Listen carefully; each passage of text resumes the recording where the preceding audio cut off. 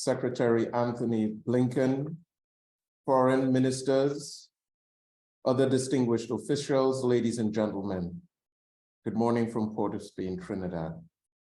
Secretary Blinken, thank you for inviting the government of Trinidad and Tobago to this very important meeting to discuss the global challenges of illegal synthetic drugs. And this issue is certainly relevant to the various security challenges which we spoke about yesterday during your excellent visit to Trinidad and Tobago, Mr. Secretary. Illegal synthetic drugs are a clear and present danger to our societies, and the government of Trinidad and Tobago is appreciative of this opportunity to join the global community in intensifying collaboration to combat this challenge. Trinidad and Tobago and the USA already collaborate extensively on matters of national security. We also engage in functional cooperation with our CARICOM neighbors and other international partners, specifically aimed at addressing law enforcement and transnational crime. As an island and archipelagic state with limited resources and competing priorities, border security is always a challenge.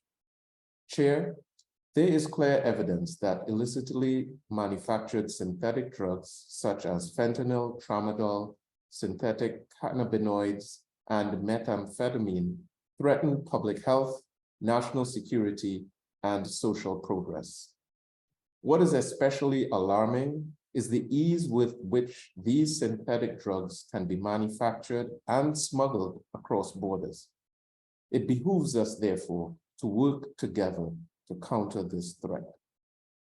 The government of Trinidad and Tobago is cognizant of the fact that our geostrategic location has been exploited by perpetrators of organized crime to facilitate illegal transshipment, money laundering, and the creation and expansion of domestic consumer groups for existing and emerging drugs, including various forms of ecstasy, ketamine, and other new psychoactive substances.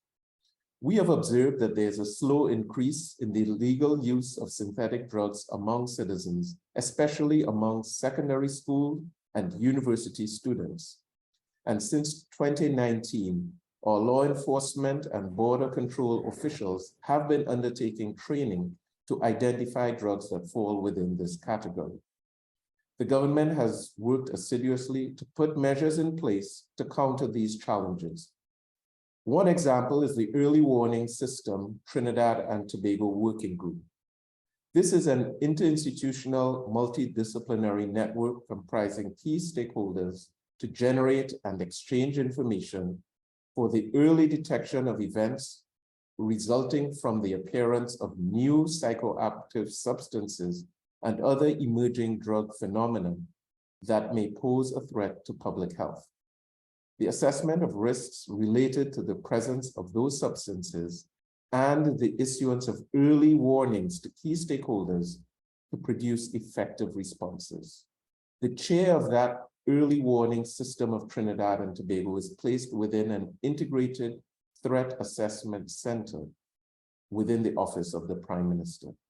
I am pleased to report that the Early Warning System issues alerts about NPSs, undertakes training and sensitization webinars and workshops for practitioners in law enforcement, in health, and among the general public. And it also fosters partnerships among stakeholders designed to reduce demand and investigate and interrupt transshipment.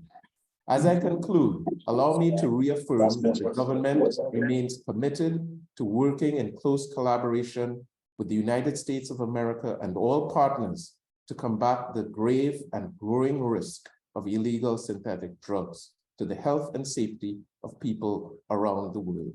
Again, thank you for including the government of Trinidad and Tobago in this very important global initiative.